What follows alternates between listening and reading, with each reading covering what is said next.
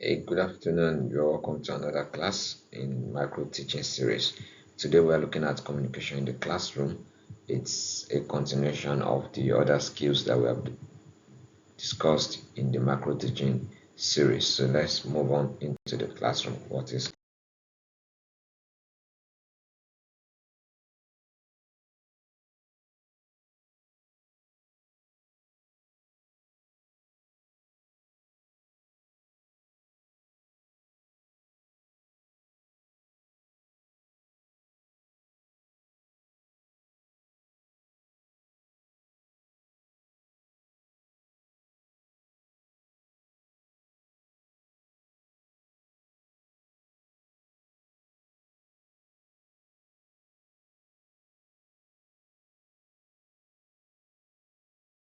what we want to teach today?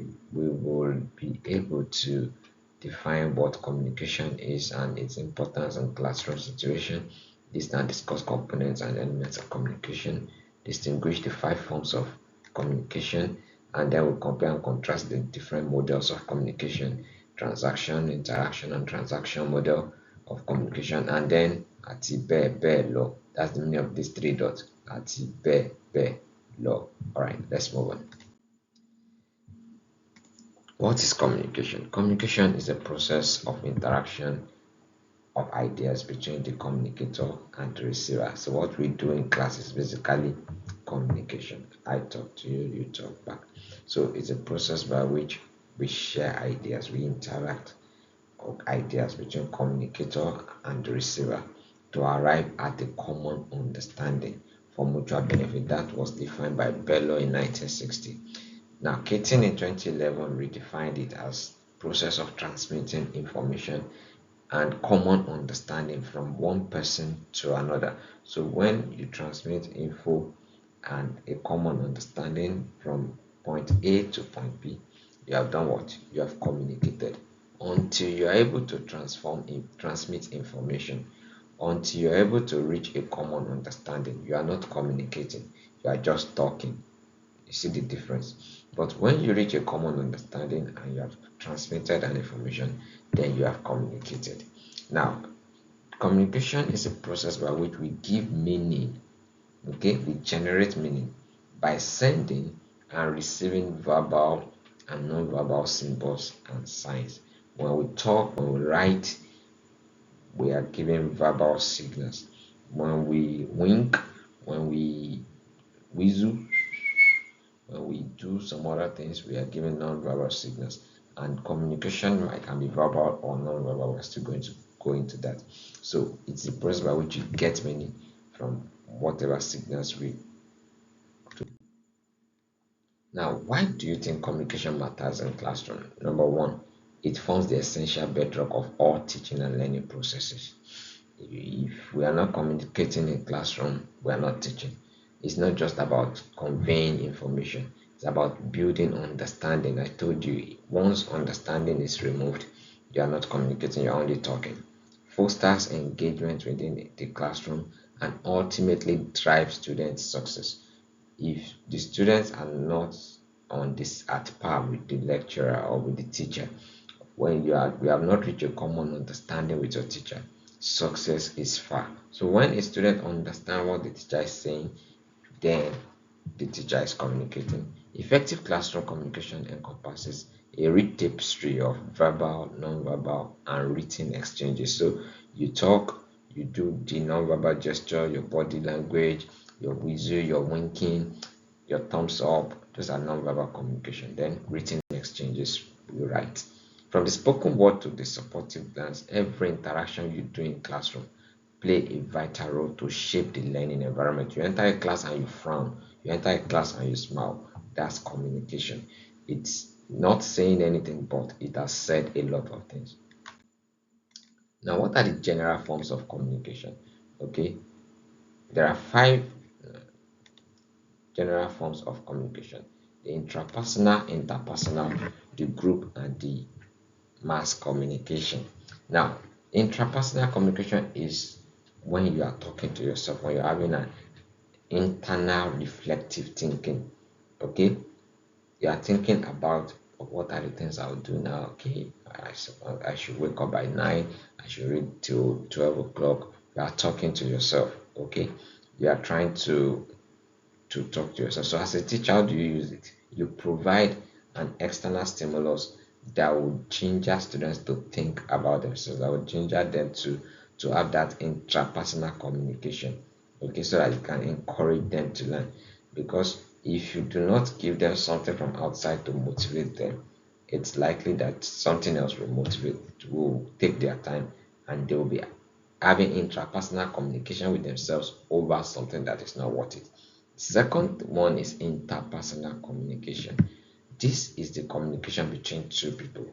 Okay, when people whose lives mutually influence one another are talking, they are conversing, then that's interpersonal. It is in peers. So teachers should encourage this. Student pairing for instruction, students project is can work with interpersonal communication. Then the next form of communication here is the group communication. Group communication occurs when three or more people communicate to achieve a shared goal. Okay, so when you are in a group and you are more than two, okay, that's no longer interpersonal. When you're more than two, you have formed a group, then it is where people come together and you're collaborating to achieve a shared goal, not personal goal, now a shared goal. You are all given a group project, group assignment. That's a group form of communication. Then there's public communication, where one person is sending information to uh, communication is sender focus, where one person conveys information to an audience. Okay, in a teacher-centered instruction where teacher is conveying message from the front of the class and speaking to uh, students in the class, that's a public communication. It's sender focused, and of course when one person conveys information to an audience. Now there's mass communication. That's the last one we're looking at. Mass communication occurs when messages are sent to large audiences using print media, electronic media, social media. Okay, you are sending just one message to a large crowd. You don't even know you are sending it to. That is mass communication. It can be used for uh, uh, the educational broadcast, where you want to teach people, but you don't even know you want to teach. It's for the mass. It's not for people that are confined within the same location. Now, what are the forms of communication that happens anytime there's a classroom? There's the verbal communication, such as the lectures, the discussions, the presentations. For clear understanding, it is very germane. Then there's the non-verbal communication. That's our body language. I told, was it your class or the class? There's a class I was taking. I was like, if when you start a class and your students are seated upright, okay, that that shows they're attentive. By the time they start slouching on their chair, that's a non-verbal communication. They are not using their mouth to say I'm tired. But you as the teacher, you read the environment and you see that, oh, these students are tired, and you know what to do to it. Then there's the written communication. That's when you write assignments, feedback, comprehension. When you give things for students to write, that's written communication. Then there's visual communication. When you bring diagrams, instructional materials to class to aid learner engagement. That's visual communication. And there's digital communication. When we send email, LMSs, social media, this one that you're having is digital communication. So all this come together to give us effective classroom communication. You cannot say I want to be doing verbal communication and I don't want to do non-verbal communication. Or no, all of them come together to give us 100%. All right. Now, let's move on away from the forms of communication. Let's come to the elements of communication. What are the elements of communication? There are 7 of them. There's the sender. That's where the message starts from. Okay, the sender. That is where the message starts from. So a sender has a message, okay, the information that is going to be conveyed, and the message is going to be sent through a medium. All right, this information is sent through a medium, and it's sent to a receiver. The receiver receives it and gives the sender a feedback. Now, context occurs on all of this. Context is, it sets the stage for the communication. I'm still going to talk about this in details, but note these seven: sender, receiver, message, medium, feedback, context, and noise. Those are the seven elements of communication. So let's look at them one by one.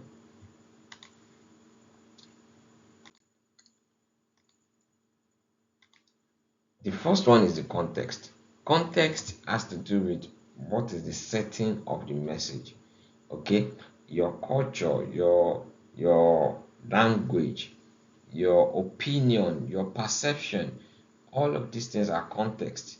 If you do not like your mathematics teacher, no matter how well the man teaches, you are not going to get the mathematics. So it relates to how your your premonition, your mind is has been wired such that a message that is coming may be interpreted rightly or wrongly. Okay, so that is what context is. It's an internal stimuli like opinion, your attitude, your emotions, your experience, your confidence. How can it influence what you are about to hear? Your culture, how can it influence what you are about to hear? Your religion, yeah, those are context. Then the second one is the sender. Okay, these are context. The sender is the person that sends the message. Okay, it's the in the classroom, the sender will be the encoder, which is the teacher, and in written communication, the writer is the encoder. Teacher uses combination of words, gestures, symbols, graphs, and pictures that the receiver can understand to convey his message, to send his message out, which is the instruction for the classroom. So from the sender, now we have the message. Okay, so the message is what you as the encoder wants to send to the receiver. All right, once there's a message, there's a sender, the context has been cleared, then we need to find a way by which we send the message out, which is the medium. Through which channel are we going to send it? So I want to write to you. So am I going to send it by email, or am I going to send it by post office, or how am I going to send it by text message or by WhatsApp? So the medium is the channel, is the sensory route through which the encoder communicates the message to the decoder. How do we get the message to the decoder? The medium needs to be taken care of, because if the medium is bad, the message may not get to the decoder correctly. If you are calling me on phone now and the network is bad and it's doing,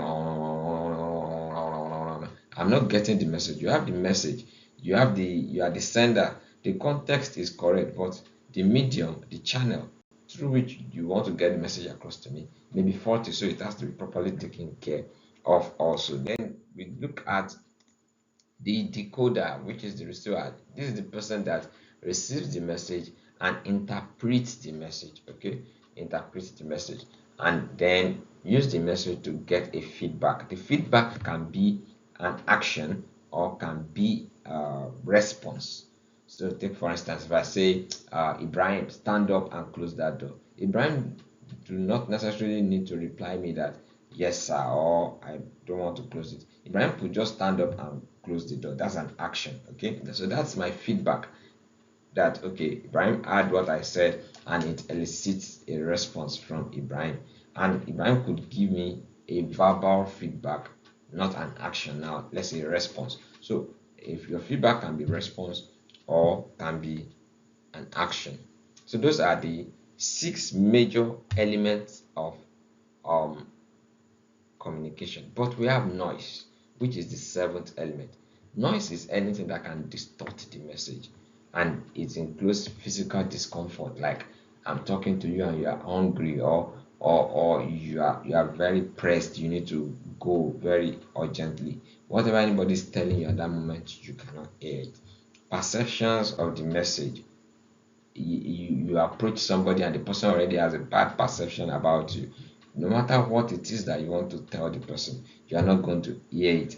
If a Jehovah Witness carries his bag and is coming towards you, hello sister, sister, sister, you already assume that he's coming to say, Jehovah, and you have shut down your mind to hear whatever he or she wants to say. Perhaps the person will just want to tell you that vote Tinubu in 2027. So you don't know what the person is coming with, but your perception of the carrier of the message is has already formed a noise. Language barriers. If you speak Hausa and I speak Igbo, if you speak Hausa and I speak Yoruba, that's already interruptions, emotions, our attitudes, things that can be from context can become noise in the elements of communication. So let's look at what are the barriers to effective classroom communication. In the classroom, lack of effective listening is one of the most important barriers. Like when you are in the classroom, are you listening at all? Or you are just hearing noise, background noise. Like I'm talking now, are you listening? Or it's just a background noise? Okay, so what are you doing? That's number one. Number two, perception. I talked about perception. What's your perception about the person that is bringing the message? Number three is the language. Do we speak the same language? Is my English not Ibadan English? Can you understand Ibadan English? So you have to be with same language speaking with whoever is encoding the message to be able to decode it. And then cultural differences can be a barrier to effective classroom communication. Now, other barriers include anxiety. If you are anxious, okay? Like you don't like talking in class, even though you have a question that you are supposed to ask, you are likely not going to ask that question, okay? Medical or physiological issues or disorder. Maybe you are somebody that stammers. You won't want to ask questions or speak out, even if there are questions that you need to ask. Okay, so these are barriers to effective classroom communications. Then poor channels. I mentioned poor channels. We have a public address system that is making noise. It can be a barrier. Environmental distractions can also be a barrier. You are in a classroom and then maybe you are posted to one village for your NYC, and as you are teaching, you saw cattle rearers coming in. You will have thought, okay, they have come home, and that could be a distraction. Or you hear banger at the back of the class, bow, bow. What will you do? You pick race. Those are barriers to effective communications. Other barriers include jumbled messages, when your messages are contradicting each other. Okay, emotional state can also be a barrier to communication. If you are not in the right frame of mind to communicate, no matter what the person is saying, you won't hear the person. Then lack of credibility. Who is the person that is talking to me? So you do not know someone just call you and say you have won 1 million naira. You don't know the person. Okay, you are going to tell the person you are a fool. But imagine that somebody that you know, and if number is saved on your phone, call you and say, send your account number, let me send you 20,000 naira. Immediately you will send it because the person has credibility. All right. Then lack of common experience between teachers and learners can be a barrier to communication. We are still going to talk about what common experience means when we are talking about the models of classroom of communication. So you understand what common experience means. All right. So what are some of the effective communication strategies that teachers should practice when they are in the classroom? Number one is active listening. As a teacher, you must listen very well. Listen very well. Listen attentively. Practice positive reinforcement. Round of applause. That's very good. Good boy. Good girl. Those are positive reinforcement. Practice it very well. Then practice non-verbal awareness. Thumbs up. Be mindful of your body language and eye contact with the students. Okay, don't frown, smile. Provide constructive feedbacks. When students have said something or they have answered questions, provide constructive feedbacks in the classroom. Then use clear and concise language. Don't be the obayagon of your class. Don't use languages that they will need to be checking dictionaries to check. Use age appropriate and simple terms. Respectful communication. There's no fool in your class. There's no stupid boy in your class. There's no idiot in your class. Use respectful communication, okay? And use various communication methods. Mix the language. You are in Nigeria, for Christ's sake. You are in a Yoruba speaking state. Mix the Yoruba with the English. Mix it together. We understand, Abi? Yes, we do. If you can speak pidgin with it, mix it together. Vary your communication methods. Okay, not every time that you'll be speaking coins. Now, that's for teachers. It's not just teachers that will be talking in the classroom. Students too will have their own effective communication strategies for students. So the first thing you do as the students, you should pay attention to your teachers. Active listening is very important. Avoid distractions and focus to understand the message that is being conveyed. Number two, clear articulation. Ensure that when you stand up to speak or when you stand up to ask questions, you speak clearly and audibly. Some students will speak in and the person beside them cannot even hear them. You speak clearly and audibly. Let others understand you. Let them be able to say this is what this person is talking about. Then when you are not sure, ask questions. Ask questions. All right? Ask questions. Then respectful communication. Treat the teacher and other students with respect. Avoid interrupting and speaking out of turn. If you have not been recognized to speak, there's no point speaking. All right, there's no point speaking. So avoid interrupting. Participate in discussions. Share your own ideas too. Share your perspectives in respectful and constructive manner. If someone is not accepting your idea or perspective, that doesn't mean the person is a fool. It just means that you have not been able to convey your idea and perspective in a manner that will make that person to accept your idea. So try to share it so that people will understand what you're talking about. Then seek clarification if you are unclear. And lastly, provide feedback. Offer constructive feedback to your peers. Especially in this micro teaching, you will need to provide feedback to your peers. Now, let's quickly look at the communication models. The models of communication, they are the conceptual model of basic communication process. How does communication works? Okay, how does it work? So there are three models of communication that we are going to be discussing, and their implications for classroom instruction. There are three: linear, interactive, and the transactional model. So let's go to a linear model. Linear model view communication as a one-way linear process. All right, this is a situation whereby the learner speaks and the listener listens. So example of the one way is the Laswell's model. You must have been taught Laswell's model in your sociology of education. Yeah, sociology of education. So now the Laswell's model says who says what, through what channel, to whom, and then what is the effect. So if you can remember this, that who says, that's the encoder, what is being said, that's the message, through what channel, that's the medium, to whom, that's the decoder or the receiver, and with what effect, that's the feedback. So you have who says, sender, what, message, through what channel, the medium, to whom, the decoder, and with what effect, that's the feedback. So that's the linear model of communication. An example is Laswell 1948 model. Interactive model. Now the linear model was flawed because linear model depicts that when we are talking, teacher only talk and students listen. All right, they never talk back. So it was because of that it was flawed. So in 1955, this man named Scrum developed an interactive model that said receiver and listener provides feedback back to the sender. So it's not just the sender that speaks. All right. So the speaker and the sender also receive message, and at that point becomes the receiver or the listener. The person that was speaking before becomes the listener.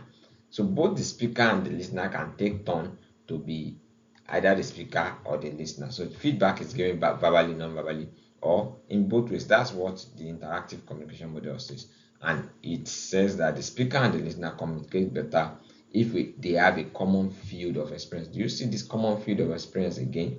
The common field of experience. It means that both of us we understand what we are talking about. Take for instance, you are in a department of edutech, another student is in department of microbiology. All right, you are both students, probably 200 level, 200 level. Now, if there's a particular course in microbiology that the student that you are not aware of, and maybe the concepts in there you don't understand it, and the student is talking about it, you don't have a common field of experience, so communication will be hard. All right, that's the meaning of common field of experience. Now, this is the diagram of um, the interactive model of communication. So we have the decoder here, we have the encoder here, they interchange, and then their field of experience, when where it gets connected, that is where the communication is, the message, that's where it is happening, that is where they both understand themselves. But outside that common field of experience, they are living in two different worlds. So let's look at the last model, which is the transactional model. So the interactive model has a flaw. It does not indicate that communicators and the sender and the receiver can both send message simultaneously, like at the same time. All right, the same time. Like you don't need to wait for me, I don't need to wait for you. With what we are talking about, especially when, let's say, we are working on a project and you are working on a part, I'm working on a part, we can both bring whatever we are bringing at the same time. All right, but the interactive model believes that one, we need to finish talking before the next one talk. So what the transactional model is saying is that no, there could be instances where the messages can be sent simultaneously. All right, so transactional model shows that elements of communication, they are not dependent on one another, they can happen. So each person in the communication, you are both the speaker and the listener at the same time. You can send and receive message at the same time. All right, just like if we are as I'm talking to you now, another person could be talking to me. All right, so I'm a sender here, but I'm listening here, so I could be doing the two at the same time. So this is the diagram of the communication with the transactional communication model. So outside their common field of experience, which is where this is dark, you can see there's common field of experience in both interactive and the transactional. There's noise. All right, there's noise. If you are telling me things that about something that I don't understand, it's noise.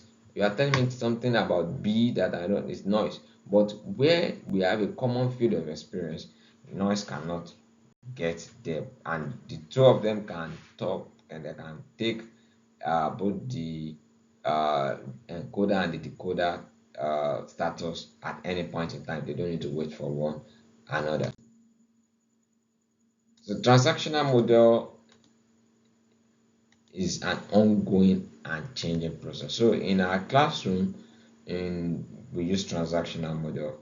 Each element is exists in relation to other elements. So no source without a receiver, no message without source. So everything can work interdependently. Each participant in the communication process reacts depending on factors such as their background, prior experiences. So your context comes into play when you are reacting. So if you are not in the same field of experience with me, all these things will form noise, such that you, even though I'm talking, you won't be able to understand. So communication will not take place.